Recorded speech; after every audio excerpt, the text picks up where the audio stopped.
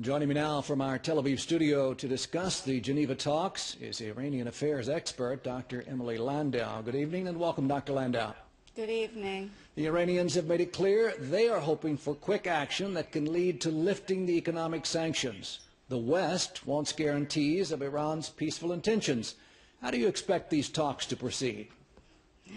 I'd say probably with regard to this first round, we're probably not going to see anything concrete. The P5+1 proposal is already on the table from earlier this year.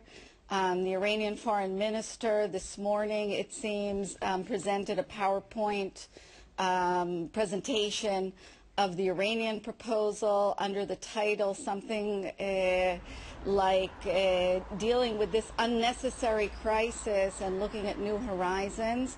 It's not clear, nothing has reached the media yet as far as the content of that proposal, but I would expect that this round we will hear, at the end of this round we'll hear that the proposals were, presented, they need to be further discussed, all of the details, et cetera, that the atmosphere was very constructive, but we will hear, nothing of substance. We have to remember Iran is focused in these negotiations on one thing only, and that is to lift the sanctions, the pressure of sanctions. That's why they're at the table. There's no indication that they have reversed course in the nuclear realm.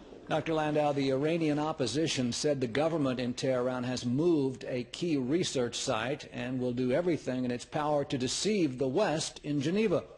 How can the West verify compliance by Iran? It will be very difficult. It will be very difficult. Iran has a long record of deceiving the international community, of hiding the things that it's doing. Even now, this new so-called moderate president of Iran is saying that Iran never was working on a military nuclear program, which stands in direct contradiction to information that we know from the IAEA, the International Atomic Energy Agency, the intelligence of many states.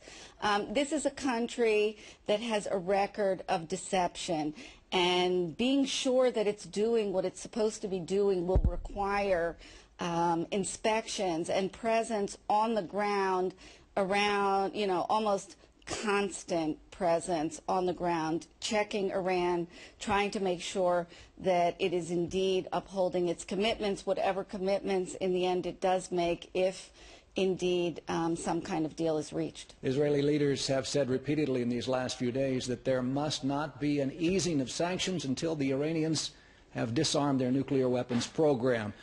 Do you feel like we're going to see an easing of sanctions in the very near future? I hope not. I think that it's very clear that the only reason that the Iranians have come to the table now, indeed, this is probably even one of the reasons for the very election of Rouhani, is the pressure of sanctions, the pressure that the Iranians are feeling internally. That's why they're at the table.